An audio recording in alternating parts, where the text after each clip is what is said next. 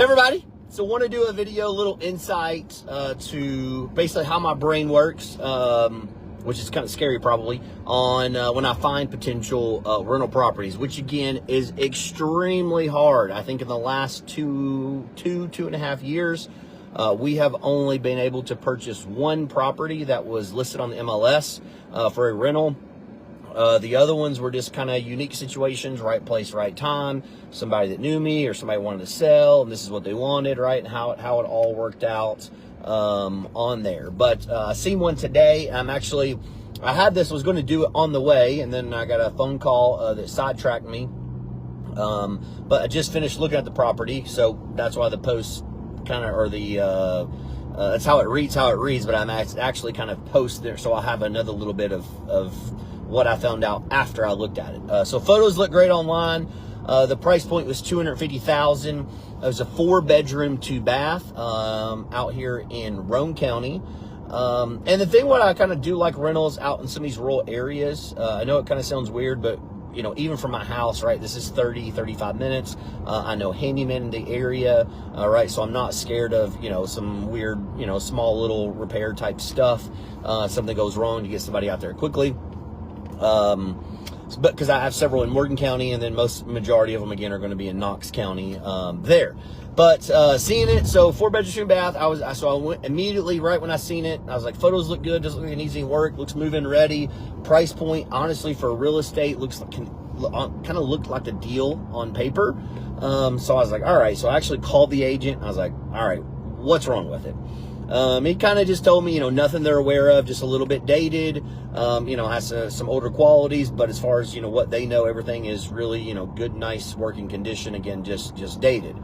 So I was like, all right. So, took a look at the cost segregation. So I've done tons of videos talking about this. To me, this is the best write-off, in the history of being able to write off and play the games. Cost segregation studies is how billionaires and people that are way, way richer than I will ever be play the real estate game and don't pay taxes, because you then make investments that will offset your income, and therefore you don't pay taxes on it. So you depreciate the asset. I do cost segregations on all of our properties. I try to do it every single time that we buy a new one and make a video on it, talk numbers. So this one, $250,000. I know on average, a cost segregation is going to save me about 30% of the dwelling value. I do what's called like a cost segregation light, which is essentially an approved formula from engineers and CPAs. So once you input all the data, and the thing is inputting the data correctly, because if you mislead and you do not understand how the data works and you put in bad data to inflate your cost seg to get it way up, that would be how you get in trouble with the IRS if you get audited theirs, because you put in fake information. So I know how it works. I put in all the legit information, because even doing it super legit and by the book is still incredible write-off. So no need to be greedy here. Take the incredible write-off at its face value, and don't be greedy and try to screw the IRS, because eventually they're going to screw you. So $250,000, the land value of all right, back. So I go and I look at the land value on the tax records, and I'm just going to use easy numbers because it was pretty close to these numbers. It really was. I don't remember the exact, but the total value of the dwelling and land per tax records was $103,000. Again, tax value has no impact on market value. Zero, zilch. Don't want to hear it. Doesn't count. Don't care your argument. But it does for doing cost segregation, because that's kind of a precedent on how they're going to do the land value. So if it's essentially, again, for let's just say ease of numbers, it was the land value is at $3,000 and the dwelling value was at $97,000, giving you $100,000. So that, you know, easy math tells me 3% was land value. So now I need to take 3% of the purchase price off of it. So at $250,000, if that was the purchase price, I think 3% somewhere around like $7,200, $7,500, somewhere around through there, give or take a little bit. So I think actually $7,500. Yeah, close enough. So that's all I take off. So now I'm left with, let's say, $242,000. I know an average cost segregation, an average one, right? They're all going to be a little different, but an average one is probably going to save me about 30% of the dwelling value year one in taxes. So I get to write that off. So in this case, that number was something like $75,000 that I could write off year one depreciating this asset. And then, so that comes off of the $242,000 that's left. And then that number that's left basically is, divided by 28 and a half years, 27 and a half years. I can't remember which one. Again, accountants do all that. And so I get to write the rest of that off every year for that amount of time, which is still arguably, a couple $1,000 a year. I think so at that point, maybe $3,000 or $4,000 a year. So if you're making $3,000 or $4,000 of profit, then you pay no taxes, right? Because you get a write-off and your income. So that's nice. That's why rental properties, again, are good, because they continue to appreciate your year one, take that big chunk, and then now I have some appreciation every year to offset the income that it does make. So that's how I look at it. It's like, man, all right, so this is gonna save me $70,000 in taxes this year. So what I would look at is I'm going to finance this. All right, back.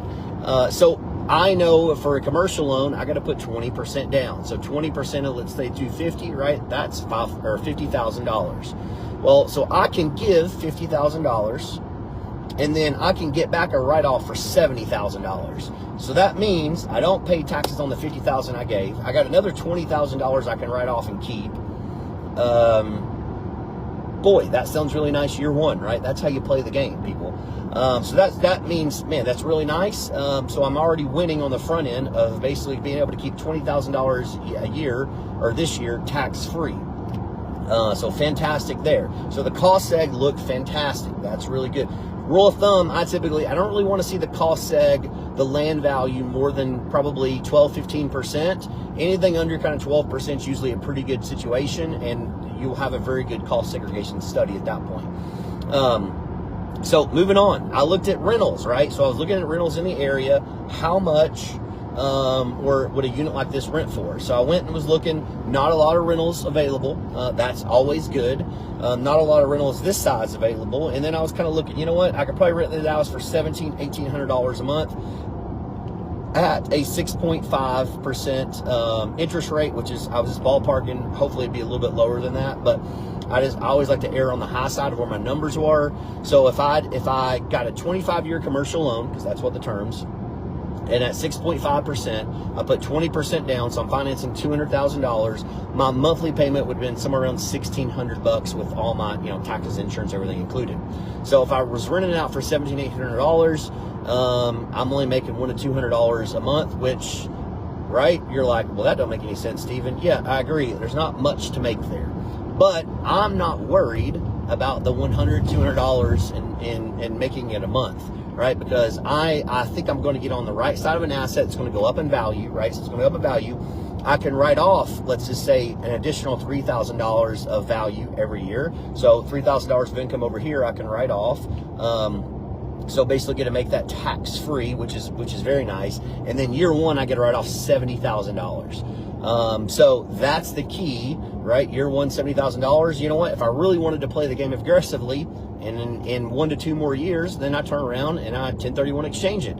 I sell it, I buy another rental, I start it all over, cost seg, and then I just keep pushing out depreciation forever and forever and forever. And I never pay taxes, right? That's the game that you play. So that's why the numbers look good. That's why I was like, all right, it makes sense for me to go look at it. So I went out there and looked at it. Photos were done very well. No shocker. If you ever looked at homes, or if you're in real estate, right, photos is the key. They were they were done very well. It was still a really good home. Bones seemed great. No complaints there as far as major issues, but I'm kind of looking at it. I mean, realistically, it was a lot of cheap stuff. Roof was old. Not a bunch of roof, but still probably have to replace it within the next 3 years. HVAC old, again, hopefully good working condition, still good inspection, but probably coming up on a replacement, within 5 years of it. I didn't actually poke in every closet to find the water heater, know what it looked like. Appliances, kitchen cabinets, everything was kind of just real cheap, old. almost like it was a rental. I know it wasn't, but just not good quality.